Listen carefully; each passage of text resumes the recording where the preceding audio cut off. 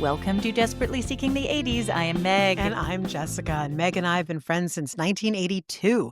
We got through middle school and high school together here in New York City, where we still live. And where we podcast about New York City in the 80s, I do Ripped from the Headlines. And I do pop culture. My favorite thing about this week, Jessica? Yes. Because, January, February, New York. Horrible. Not its best months. Horrible. But the beautiful, magical snow last night, New York showed up. Yes, the snow has been really pretty. Also, it's not so much snow that it gets super slushy. It's still Navigable. Navigable. Yes, it's good when you don't wind up wading through slush. And it's also if the snow is too heavy, then it hides things that are on the street that you don't want to step in. And so I don't like that lack of transparency about filth. So, yeah. I also saw, a herd of rats. That was, I know that sounds awful, but it was also kind of whoa, this is such a New York moment. Were you it's Wild Kingdom? It was so Wild Kingdom. And we were why are there this is not 2 or 3 rats. This is 20 rats. 20? And they were huge. And they were crossing the sidewalk in front of us. It was a lot. But where were they going from where to where? Well, this is what we investigated. They were eating there was bird seed. Someone had put bird seed. Those fucking I think it was bird seed. I don't even know. On the curb, we were interrupting their meal. So they were running from their bird seed meal to the abandoned lot that was across the sidewalk. And honestly, I was I'm not going to scream. I'm not going to freak out. It's just very New York. Well, that's extra New York. That's more than just very New York. So, yeah, that's a pet peeve of mine. Rats? The people who throw birdseed around the city. There is a little park in the median on Park Avenue between 97th and 96th, and there's some miscreants who put birdseed there, and there are so many, like dozens of pigeons hanging out there, and then their rat friends come. And it's this really lovely, you should be able to sit there and have a sandwich and what have you. It is filth central because these misguided people are I'm going to be nice to the birds and put out bird seed. Shut up. Fuck you. And you're no, it's if you are genuinely a resident of this city, you know that what you're doing is attracting vermin, and that's not healthy for the other feeder people on my roof. That's different. Okay. That's not scattering it in a public place where people are trying to walk or eat or do whatever. Yeah. If you have a bird feeder on your roof, I know that you were excited about having a pigeon coop on the top of the building on our last podcast. And fine, if you that's private. But the bird seed people, I hate them. Okay, hate's strong. I thought we were going to talk about something really pleasant. Well, but that's what February is. Okay. But weren't you going to say something lovely that happened on the bus? Yes, but it's still kind of dark. But to me, it was lovely. All right. What was it? So, okay, I'm going to just bring this back to zero. Okay. So it was my fault. I brought up rats. No. It wasn't that you brought up rats. It was that you brought up birdseed. My bad. No, not your bad. Just it was, an opportunity to be clear. Yes, it was a trigger. I was triggered. So one of the things that's happening in New York right now is there's a lot of unrest because the city is in very bad shape. Our mayor is now in bed with Voldemort and just got excused from all of his federal indictments.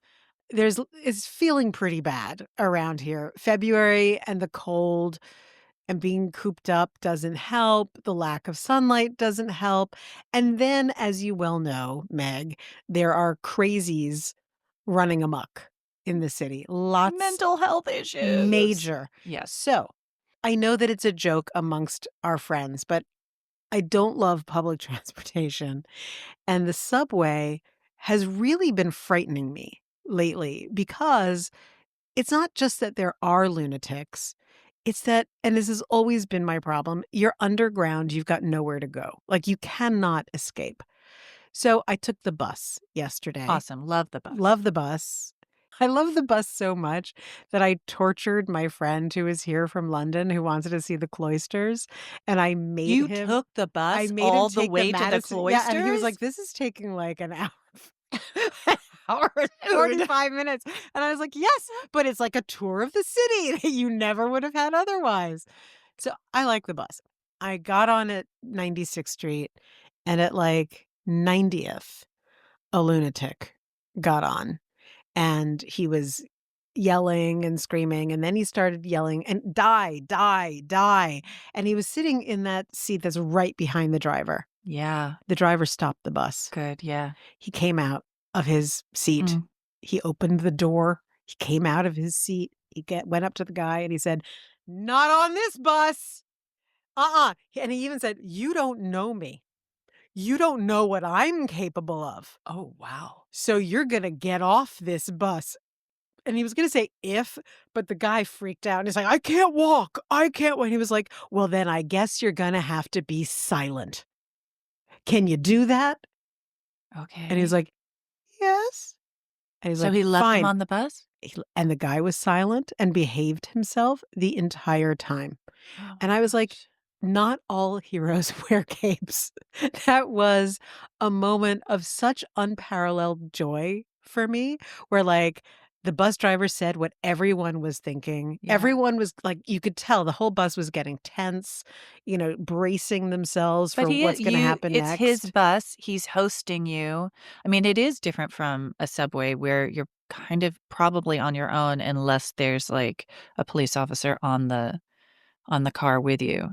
Correct. Although there are not that many bus drivers that I have encountered in the last several years who will do that. Like, remember when we were kids, like, if you acted up on the bus driver was like, off. Kids, gone. Like, Yeah. they were very they had some Hands-on. real authority. So, anyway, this guy, I love I wish I had gotten his license or badge number or Oh, whatever so I could 96th be Street Crosstown? No, Lexington line. Not Le yeah, it was the 103 going down 103. Got Lexington. it. So, anyway, he was awesome. Tip of the hat. Tip of the hat.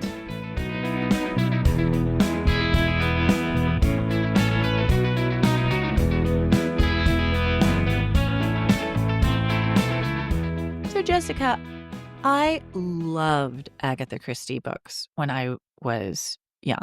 I That was my favorite summertime reading. I can, off the top of my head, think I couldn't even pick my favorite. There's so many. Were you an Agatha Christie fan? I was actually a Sherlock Holmes fan from an early age. And this is so completely me, this answer, like, I can hear it before I even say it. So, I'm very into the golden age of British mysteries, and that's Agatha Christie adjacent. So, it's all these people who are doing these cozy mysteries in the Mhm. 30s and 40s. I kinda like that. I didn't get into Agatha Christie until Miss Marple on PBS. Okay. And Okay. then I was like, "Oh, hell yeah." Awesome. So, that is my answer. I have a mystery for you today. Oh, I'm so excited. My sources are Nantucket Current, Mm. which is the local newspaper, Mhm. New York Times, an article by Gary Holmes, and New York Magazine. Always so good for a story. New York Magazine is the gift that keeps on giving. Good Lord, thank God they've archived it. That's Indeed. what I have to say about that. On Monday, January 21st, 1980, Margaret Kilcoyne called her brother Leo with some exciting news. She'd been working closely with neurologist Dr. Earl Zimmerman at Columbia Presbyterian as a specialist in clinical work with hypertensive teenagers. Mm. They had been able to locate angiotensin II in the brain of a rat. Angiotensin II is an enzyme that controls blood pressure. And Margaret and Earl's breakthrough was very promising because of hypertension, because of high blood pressure. I mean, this could be major. In fact, Margaret was certain it would result in a Nobel Prize. Oh my goodness. Margaret was 49 and single. She was devoted to her job, her God, she was Catholic, Mhm. her family, especially her brother Leo, Mhm. and Nantucket. In the early 70s, she had purchased a small house on the island and enjoyed long walks, tennis games, and sailing. She had a great group of friends. She loved having an escape from New York City where she could reboot. In fact, on the phone call, she told Leo she was headed to Nantucket that very weekend. She also told him she was receiving messages from God through Leo's dead wife, Julie. Oh, no. Quote, Oh, no. I know you must wonder whether I am completely crazy, getting fantastical spiritual messages from God, Julie, and all this other nonsense, but I have to count on the fact that we have been through enough and that you know I could somehow deliver the information to you and that you must be in complete control of it. Now, how do we know what she said so that we can quote her? She taped her side of the conversation.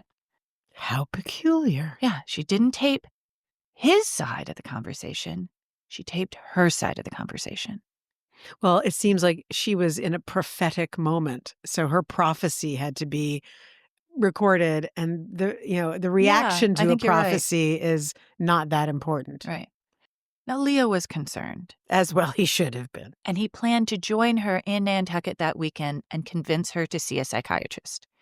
Margaret left her apartment at 330 East 33rd Street and headed Wait, out what was the address? 330 East 33rd Wow. Okay. and headed out of New York on Wednesday, January 23rd, driving her Volvo towards Hyannis. She made a pit stop in Connecticut, where she approached a stranger, 26-year-old Avon lady, Andrea Principe. Interesting, right? So the Avon lady is like basically getting off work, and a stranger comes up to her, this 49-year-old woman. She told Andrea that she was a nervous wreck and was worried to drive and needed to find a hotel. She knew well enough. She was like, I'm a doctor. I know I need to get off the road. I should not be driving right now. I don't know where to go. Do you know a hotel around here? All right. So she asks this random person. Yeah. Okay. And Andrea told her about the nearby Marriott. And Margaret was so appreciative that she asked Andrea to dinner. And actually, Andrea was really taken with this woman. Like, she thought Margaret was really smart and engaging, and she was like, "Sure, I'll have dinner with you at the Marriott." Okay, time out. Quick check-in. Hmm. If you were approached by someone saying, "I'm having a nervous breakdown. Would you like to have dinner with me?" What would you say? It's unlikely, but honestly, like, when I read Andrea's I was like, "Okay, you just got off work, this woman comes up, she asks for your help, you give her help, you tell her where to go, and she goes, 'You wanna have dinner?' And you go, 'You know what? Okay, sure.'" Especially because she was, like, really taken with her. She thought she was really interesting. Hmm. I don't know. I'm It's not 1980. I know. I I'm just having This a is what moment of happened. reflection. No, This I is what get happened. it. I'm having a moment of reflection because we were just talking about crazies on the bus, Mm. and I'm kind of like, "Hmm, like, when do Well, you get that moment this is of, something though, just because no, she no?" said she was having a nervous attack, she didn't seem crazy. Andrea did not feel like she was crazy in any way. Hmm. She was just being like, "I need to get off the road. I am just not in a good place to drive." And Mhm. that seemed actually to her rather responsible. Mhm. So, you can have dinner at the Marriott, right? Mhm. So they went and sat and had dinner. And at dinner, Margaret talked about her major medical discovery. She told her all about it. And she also ordered a bottle of Lafitte Rothschild What? 1970. What? So what is that, like a $500 bottle Yeah. of wine? I don't know how much it costs, but it's like really, really expensive. Yes. And they also befriended the waitress. They started talking up the waitress, and Margaret ended up offering the waitress a job at the lab she was going to build on Nantucket, which isn't s I know, I see your face, but the thing is the waitress had majored in science in college. Like, it wasn't that far-fetched. She met somebody who, was being a waiter. She's like, "Well, you know what? I'm gonna be opening a lab on Nantucket. Do you want a job?" And she's like, "Yes, I do." This sounds like a very manic episode that our friend is having. Okay. Well, as it turns out, there was no vacancy at the Marriott. Ugh, which they didn't quite realize until after dinner. So Andrea invited Margaret to stay at her place, Oh, Andrea, which she did, and it was fine. It was Okay. absolutely fine. They just went and they actually the dinner lasted a long time. They didn't get to Andrea's until, like, after 1 in the morning. But then they went straight to bed, and when Andrea woke up at 5:30 the next morning, Margaret was already gone. But then she called her later from the road, and she said, "I'm so sorry, I had to slip out. I didn't sleep well, and I really needed to get on the road because I gotta make it to Nantucket." And so Andrea's like, "Oh, thank you so much for calling. It was really great to meet you." Okay. I'm uncomfortable. Margaret made it to Hyannis, and she took a flight on Gull Air Mhm. and was soon settled into her house in Tom Nevers, which is a neighborhood on Nantucket. Her good friend and neighbor, Donald Smith, saw her light on and dropped by that Thursday evening because whenever she was in town, they would have dinner together or whatever, he and his wife. Margaret was super excited to see him. She had so much to tell him about. She told Donald that she had wonderful news from God. No, that's always a bad sign. She was going to make God number one in her life. She would jump off the Empire State Building if she had to, is what she told him. Oh, no. She told him about her major medical discovery and that she was returning to New York on Monday. She invited Donald and his wife for dinner the next night on Friday, but they already had plans, so they couldn't do that. Donald was a little worried about her state of mind when he left her Thursday night. He hadn't really been able to get a word in, but he was relieved to hear that Leo was coming. Remember, Mhm, brother yep, was yep, like, yep. "I will meet you in Nantucket." Leo would be able to assess the situation. On Friday morning, Margaret took a cab into town and bought $650 in groceries at the A&P, $650 in 1980. which would be $2,489 of groceries. Now, those groceries included 6 gallons of peanuts, 6 tubes of shampoo, 12 toothbrushes, and according to the checkout girl, everything had to be in threes. It had to be a denomination of 3. Okay. She told the checkout girl that she was announcing a major medical breakthrough at a press conference in Nantucket in February. So we're still in January. And she needed to stock 2 houses for family and friends who would come to celebrate. Well, that made total sense. I mean, the thing about the threes was a little off, but other than that, like, of course, yeah, you gotta, like, stock 2 houses. I wish that the face I'm making had a noise that went with it. This is a mixture of dread and desperate curiosity. Margaret asked her friends, the Coffins, remember she's very popular. Mhm. She asked the Coffins to pick up $250 worth of liquor she had ordered, and they did. And when they dropped it off, they stayed and had dinner with Margaret and Leo. Leo Oh, is Leo's now there. here. He has Okay. shown up. And that's great. And they had dinner. The dinner conversation that night was driven by Margaret, mostly about God and medicine. She'd always been an opinionated and outspoken person, so her demeanor was actually not unsettling, but it was hard to follow what she was saying.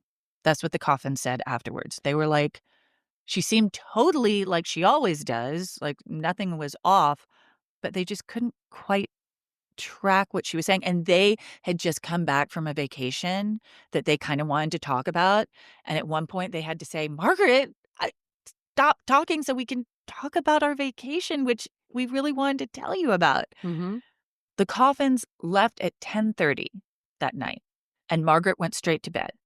She was so tired. She hadn't been sleeping at all. Mhm. She asked Leo to wake her at 6 so she could go to Mass. Very important. The next morning, Leo heard her alarm go off at 6, but he just let it go. He didn't get up. Then, when he checked on her at 6:45, she wasn't there. He called the Nantucket police at 7:15, so that's half an hour later, to say his sister was missing, had left behind her coat, watch, purse, and boots, and he believed she'd killed herself. Have you buried the lead? Is there a background of Margaret having mental health issues? There was absolutely no history of any mental health issues And so at all. Leo saying, "I think she killed herself," is a little out of the blue. A little bit, a little Okay. bit. Okay. There was an extensive search. 100 volunteers combed through the frigidly cold acres of dense scrub oak, the Tom Nevers Pond, the shoreline, the moors, and the cranberry bogs. How That's a much lot do you of love searching. the idea of a cranberry bog? I love the idea of a cranberry bog. I do not love the idea of dragging one for a body. That's grim. There were no footprints on the beach. She wasn't in the hospital. Is that when God carried her? The She footprints on the beach? she hadn't Sorry. she hadn't left the island by plane or ferry. See, that's the other thing. We're on an island where the comings and goings are recorded. Except if you deposit yourself in a body of water.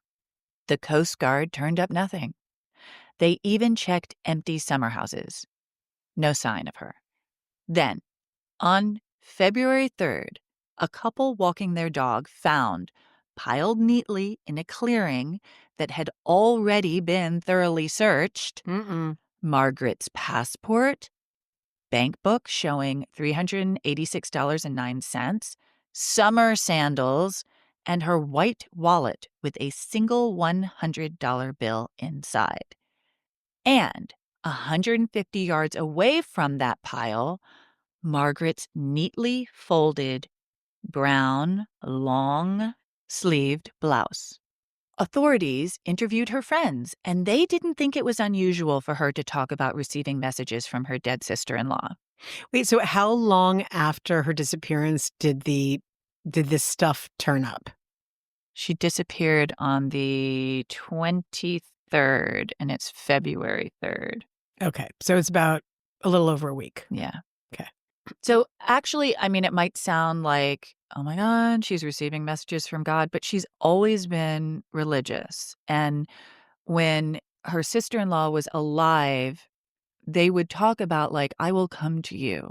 I will be with you for the rest of your life, even when I am dead. Like, so all of that stuff, it might seem kind of like kooky, but to this particular community, it did not sound kooky. It sounded like totally in keeping with her. Kookiness. No, her religion, really. Oh, well, okay. Sorry, I'm just telling you the context. Colleagues at Columbia Presbyterian also said that her behavior was not unusual. On the other hand, the Columbia Presbyterian people were cagey about discussing her medical research. They would neither confirm nor deny that it was a big deal. They did say it was very weird for her to plan a press conference in Nantucket. That was not protocol. Mhm. What up with that? That was the Mhm. one thing that they were like, "What?" She said she was doing what? No, no, no, no, no, no. That is not how that works. But everything else is totally normal. Hmm. Her friends and colleagues all insisted she was not suicidal.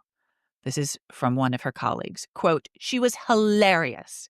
She could make the most mundane subject fascinating. Hyperbole was her mode of expression.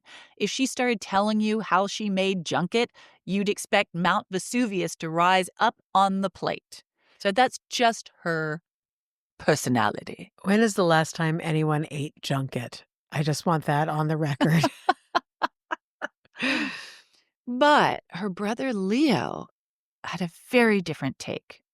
He told the police she had committed suicide a half hour after he discovered her missing. A bit of a leap. Margaret's neighbor, Don, tried to talk to Leo about his conversation with Margaret on Thursday night. Remember Don, who had dropped by? Mhm. But Leo didn't want to hear anything about it. He was completely uninterested in whatever Don had to share. Hmm. Leo did not participate in the search and left the island the next day after her disappearance. Leo's not making good choices. When authorities found out about Margaret's stopover in Connecticut, Leo did contact that waitress and told her Margaret was depressed and suicidal, but the waitress was unconvinced and told anyone who would listen that the woman she met was exuberant. Friends who have heard the recorded phone call with Leo insist that was how she always sounded, and they're offended at the implication that she was having some kind of mental break. Quote, when you start putting it together through a different lens, it becomes a different story. This is Nantucket local said this. It becomes a story about a woman who was misunderstood by the people who were trying to find her. If you take the whole narrative with a different lens, she wasn't crazy. She was different from the prevailing culture. Interesting. A judge ended up agreeing with Leo and named him receiver of her property 6 months after her disappearance, declaring Margaret an absentee under the law, much like a prisoner of war would be. Mm. But the Nantucket police chief thinks the whole thing was a hoax. He and many locals believe Leo actually managed to scuttle her off the island and into a mental institution where she may actually still be under an assumed name. The police chief periodically checks death notices for mental hospitals just to see if somebody with her description passed away. And we may never know. No sign of her ever surfaced, and Leo died in a car accident in 1992. So when you brought up Agatha Christie, were you equating this to one of her mysteries or to the never explained disappearance of Agatha Christie and Both. her missing 9 days? Both. Yes. Okay. I just wanna make sure we're I on mean, the same Evil tip. Under the Sun, I think that's the one where there is a pile of clothing on the beach, and then they end up figuring out how Mhm. they constructed that, and no spoilers, but it's a great story. But yeah, Agatha Christie did disappear, and no one ever found out why. But it is very, very odd that if she did drown, which is, I mean, I think you said manic episode earlier, I like mean, it has all the hallmarks, right? the most obvious explanation. Where's the body? Very perplexing. And, with Leo, And Leo's so weird. Why well, is he being so weird, Jessica? what I was thinking? Like, let's set aside that he killed her, like, or put her in a mental institution for just a second, because both are I don't think he valid, killed her because, again, where's the body? right? And there was nothing that in the reports that say that they had a strained relationship or anything like that, right? That was her No. bestie that she would call her brother. So, what I'm thinking, and this supports your mental institution theory, that in a deeply religious family, maybe it was like, we don't want anyone to get wind of the kooky, and we're just gonna cover this up and ship her off to God knows where. And so his caginess could be like, "Up with this, the family will not put, and we love you, Yeah. but that's it." But it seems drastic to me. It seems a bit I think it's far-fetched. drastic. I think what ended up happening, all this grandiosity too, it's a bummer that Columbia Presbyterian wouldn't just say, honestly, she was never gonna get the Nobel Prize, people. They wouldn't talk about the research she was doing. because I think we would now know whether it was really impactful research. I think she was having a manic episode and that was delusions of grandeur, and maybe she thought she could walk on water. Oh, that's a good one, but she would have gone But then to why the didn't it bottom very quickly. and then why didn't she wash up on shore? These are all very good questions. I mean, unless she And went straight what into the about the cranberry pile? bog. What about and is still there? I mean, and what about the pile of clothes after they searched? And then the pile is, like, out in the open. So in the manic episode, this is what occurred to me. I thought that maybe in her manic episode, she scampered off, without her boots and all that, and is having messianic moment. That it was Margaret who was arranging all of her stuff. So, and I'm saying this tongue in cheek, but so that the mothership could beam her up. That it's like the passport was interesting to me. That it's like, here's all of the ID neatly piled, which I don't need anymore. I'm Sure, moving on from why this. wasn't that pile discovered Oh, I until a think she week was still later? alive. I think A that she week was skulking around. I Oh, think that that she Margaret, evaded. I think that she was in her mania, you know, up How like did who she get knows off what the she. island? Well, I'm just answering first about the Okay. piles, right? So that's the piles. I think that was Margaret doing that because there was no fault. Like if someone was doing it to throw people off track or like to create some alternate story, there was nothing else that would lead from it. It was just weirdness, right? So that to me feels like, Margaret is now fully kooky and is doing some kind of like ritualistic, godly letting go of her mortal possessions, letting go of her identity, ready to ascend who knows what. Now, how did she get off the island? Were people still searching for the body a week after she disappeared? Everyone was on high alert. Well, what I'm saying is that like there's a week where everyone is searching for her and she's like running around in the woods, who knows what. And then she In the freezing or she's, cold. like, in someone's basement, like, who knows Okay, what. okay, sure, sure, sure. And so And then she then somehow she's like, sneaks onto a ferry. here's my stuff." No, no, "Here's my stuff." Now no one's looking for a body anymore because they've done the full week of searching, and it's a small area, and they've covered ground, so they're And like, she's "She's like, not here." Ex "No one will exactly. see me." No, well, I have my hat pulled down. No one can see me. If I cover my eyes with my hands, I'm gone. And she then dies because she's like, I'm ready to join my sister-in-law or whatever. And at that point, no one's looking anymore. So she's now at the bottom of a cranberry. I'm obsessed with the cranberry You bog. think she's She's still at in the the bottom of the cranberry bog. bog. Okay, I think I see what you're Do you saying. see what I'm saying? That Yeah, like the timing yeah. is like they could have just been like, she's gone. Like, I don't know. And then she's like, haha, off I go. And they've stopped searching. And maybe she just sank in some perplexing way. You've solved it. I doubt it very I'll take highly. it. That's as good a theory as I have Well, heard. I just feel like she's having religious mania. She's not sleeping, right?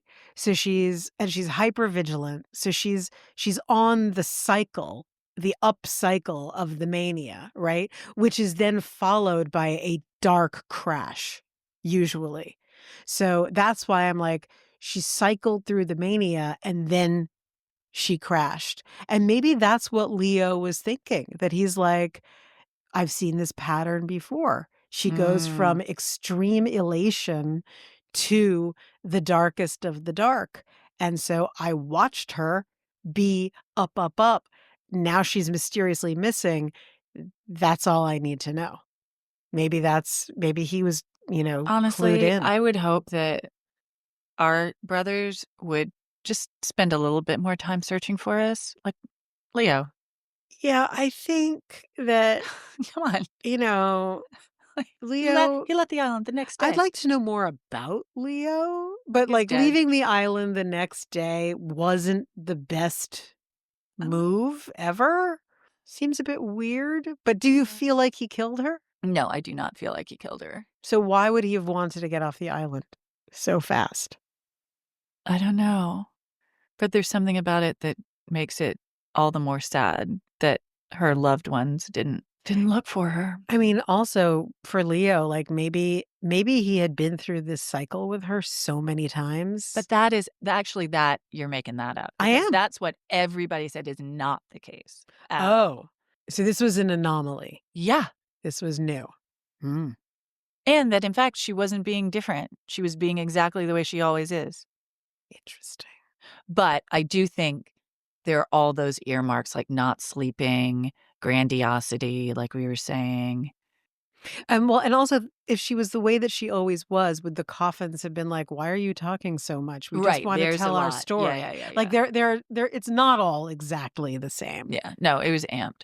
Wouldn't it be amazing if somehow she turns up, In a like, cranberry bog. in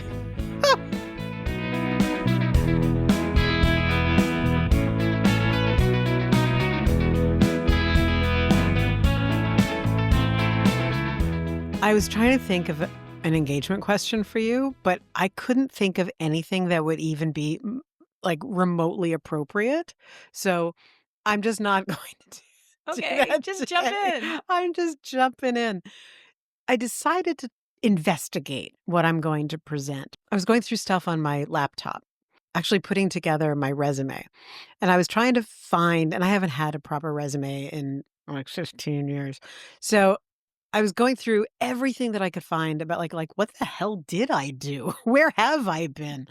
And I found a folder with material that I had written in the past.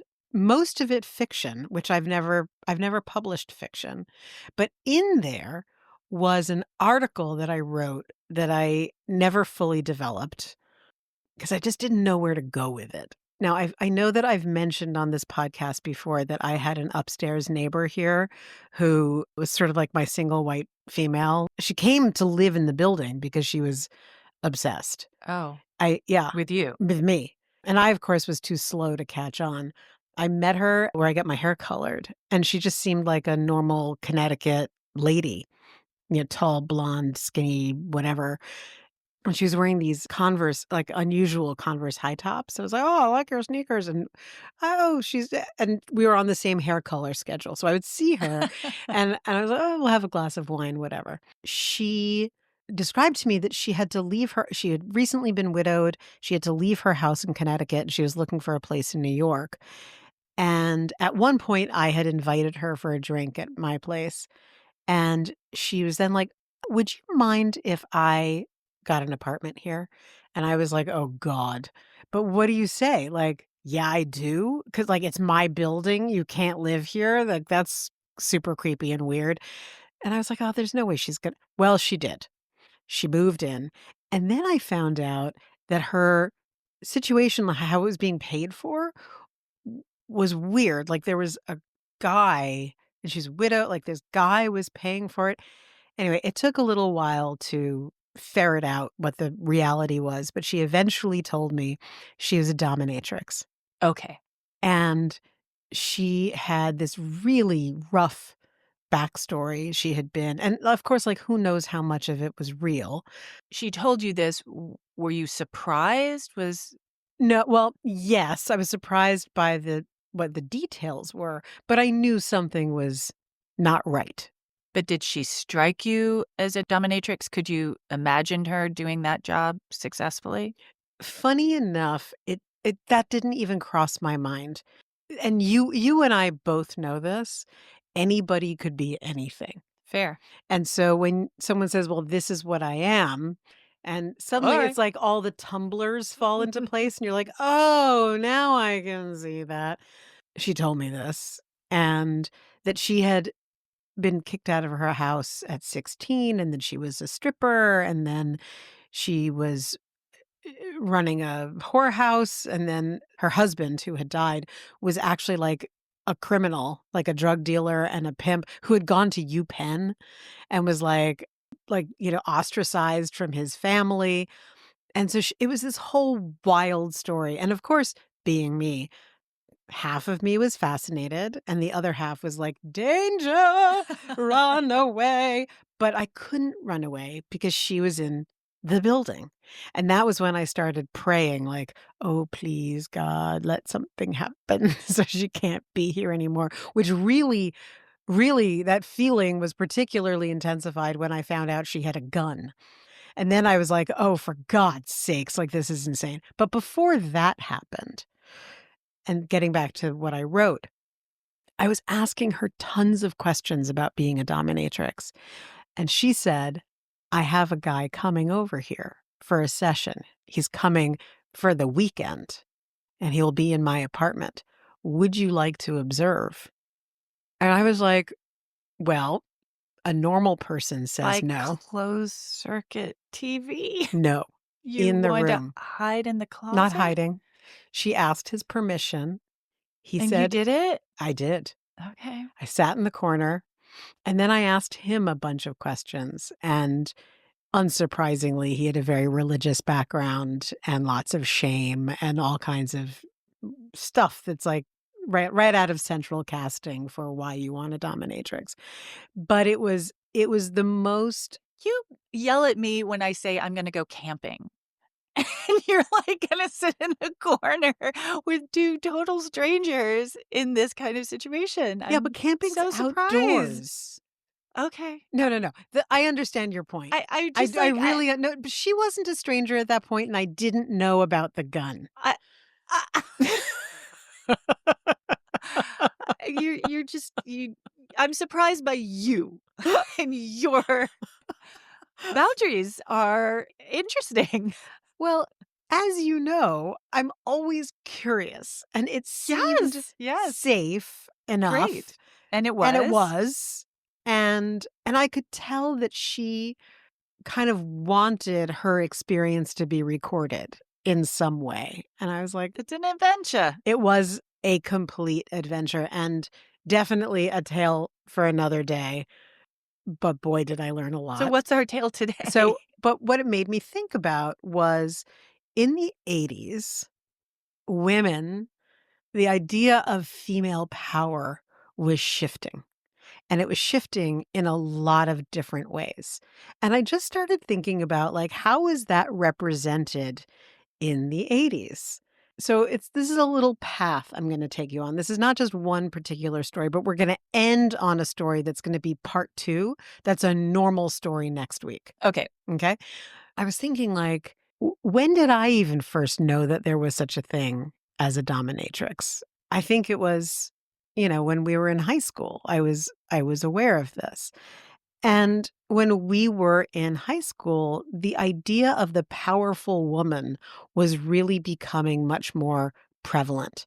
We've talked on this podcast about, like, how women started dressing more like men so that they could be in the workforce and, Power suits and big shoulder pads. exactly. And the power suits, I looked at a whole series of them. I went, like, including Hillary Clinton, like, all of these women, and even now, particularly in politics, when they need to make a speech, when they're in a public forum, they're wearing big shoulders Mm. still.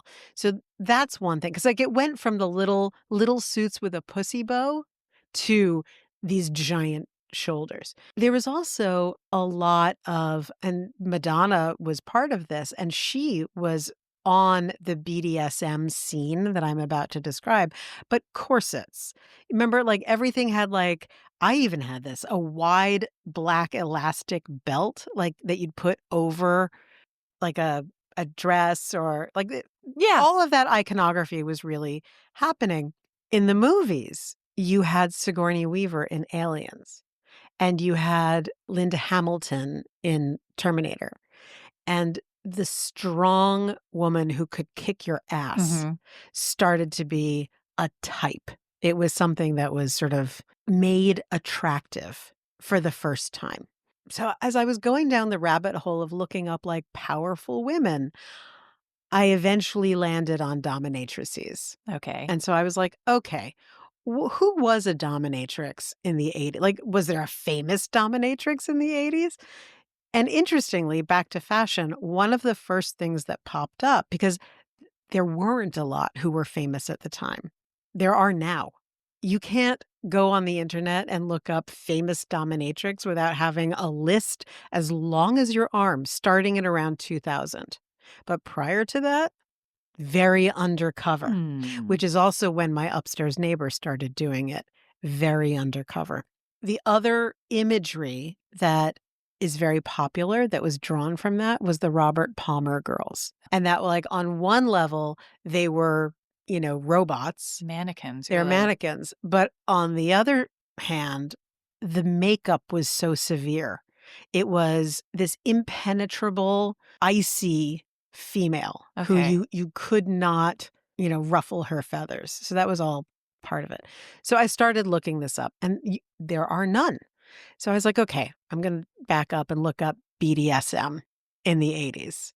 Now, in the meatpacking district in the '70s and then the early '80s, you couldn't throw a stone you couldn't throw a ball gag without hitting an S&M club, and they were all predictably called things like the manhole. Right. What's the famous one that's now Dos Caminos?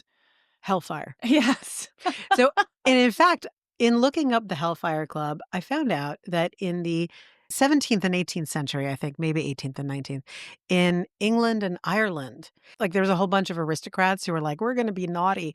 And they did a whole bunch of things that were considered, outside the norm. And they called themselves the Hellfire Club. So there's a long history of that name. So before the Apple Store and high-end clothing was all over the meatpacking district, but during the same time as Florent, that's our Right. callback, Callback. no Apple Store, no high-end clothing, but all BDSM and meat. So there's a crossover. In fact, one of the guys who I'm And hogs and heifers. exactly, bras hanging from the ceilings. One of the guys who went to one of the clubs that I'm gonna describe, he would say that you'd come out of the dungeon in the morning, like, completely decimated, and there would be these carcasses hanging in the street, of I all of think these I've told animals. this on the podcast, but we used to rehearse plays in the meatpacking district, and the smell is Hideous. intense. It just is. Meat goes bad. Fast. The person who was describing this, he was like, the way that the carcasses were hanging on the hooks, he was like, "No difference from what we were up to." But the clubs were the Hellfire Club at 22 Ninth Avenue, the Vault, the Anvil, Mother, the Mine Shaft, and, of course, my favorite, the Manhole. The Mine Shaft was at 835 Washington Street, and the Anvil was at 500 West 14th Street. They were all gay clubs, except for the Hellfire. They let some women in. Interestingly, here's another little side note. In the late '70s and early '80s, Lee Radziwill liked to go Hmm. to these clubs, so she would cross-dress to go to the Anvil and dress up like a man. Fascinating. Indeed. And the Anvil was used as the inspiration for another callback here, the movie Cruising. Right. They shot outside of it, and then they modeled the sets that they built on the Anvil. These things were thriving for about 10 years, maybe a little more. They were all shut down in 1985 because of the AIDS crisis. So there were no women allowed. So where were the women? What was going on? Well, I'll tell you where they were. They were in apartments on the Upper East Side. Oh. So the Upper East Side, in these high rises that had gone up relatively recently, very anonymous buildings, people would have brothels in them. So I tried to find the women because dominatrices have been something forever. Like this is not new. So they were doing their thing. They were not included in the clubs. They were in apartments. But I was like, who were they? And the only one that I could find, and I loved this so much, I could find her because the shows that we've talked about on this podcast that were super popular, that were lurid, would have her on all the time. Oh, like Robin Bird? Jenny Jones, Phil Oh, Donahue, Howard okay. Stern, Yeah. The Joan Rivers Show, and on Univision, El Show de Cristina. They were, if you recall, like they started off trying to be kind of legit, and then they just devolved Yeah. into Jerry Springer. I mean, Jerry Springer is one of them as well. They were all going after this really low rent ratings, and like they started to have the club kids Yeah. on, and they loved having sex workers. They loved having trans people, they anything that was left of center, they were Right. excited about. So this one woman who was actually a trans woman named Bianca Maldonado, whose name in the industry was Exotica, was the only dominatrix who was on these shows in the 80s. And they must have been in heaven because she was also trans. She was like 2 for the price of 1. And they would fly her around and pay her to be on the show. I read an account of her life written by her niece, and she loved it because it was glitter, it was advertising, and it was Seriously. money. Yeah. So she was like, "Okay," but she a and a little farther in to the accounting, and who knows if this is the niece's opinion or it was Bianca's, but it was for trans visibility. She was not part of the legendary House of Extravaganza, but she hung out with them. Okay. And one of the people who taught her how to cross dress was our favorite Dorian Corey, who had the dead body in the Yeah. closet in the Naugahyde. And she was a mainstay at Sally's Hideaway, which was a mecca for trans nightlife in New York City in Times Square. Bianca was born in Ecuador in 1965, but grew up in Elmhurst, Queens, dropped out of high school because wasn't a good environment for her, obviously, went to beauty school, and then became a sex worker. So this is what's interesting to me. So it's now the 80s, and all of these images of powerful women are coming up. And that is when Bianca decides she's going to be a dominatrix. Okay. So she goes to, trust me, this is going to be part of part 2, but she goes to a dominatrix school called Victoria's Playhouse. And I was like, is that the only name that anyone who wants to have Vic something sexy comes up with? Is it Victoria? Like, and so she goes there to learn to be a dominatrix. And she ran her own business for other dominate. So she became kind of a madam on 88th Street on the Upper East Side, not far from here. Huh. And she charged the equivalent, the current equivalent of $665 per session, which, P.S., from the dominatrix I know, was kind of cheap For how long? for a session. Now, a session could be anything in, from what I learned, an hour to 3 hours. Okay. So I know that it was 500 to 1,000 to 1,500 by the hour Okay. now, but who knows? Maybe that was just fantastic for Bianca. Sadly, Bianca died at the age of 30 of AIDS. No. And that's how I found out about her because her niece wrote this story about her for an AIDS project that's online. And then I found something else that I had completely forgotten about. And this is going to be for the next podcast. But there was a song that I heard all the time when I went out clubbing in the late 80s. It was already a hit by then, but it was called The Dominatrix Sleeps Tonight. And it was by a band called Dominatrix that was from New York.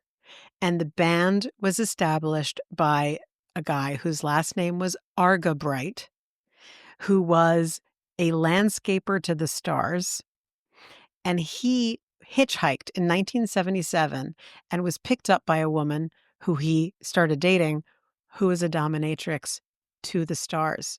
And they started comparing notes and who their clients in common were.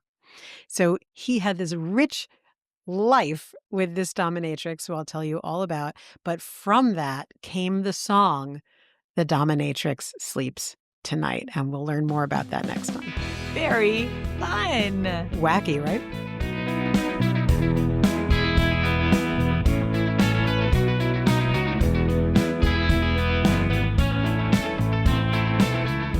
Okay, the tie-in, I think, and I will fact check it later, but I think that Lee Radziwill had a house in Nantucket Sure. as well. All right, let's And do it. that's where I'm It's going. Lee. Okay. All right, we are having a party to celebrate the launch of our YouTube channel. It's going to be on Monday, February 24th from 6 to 9 at Malton Mold at 21st Street and 2nd Avenue. Snack, swag, 80s trivia. Woo! Please come.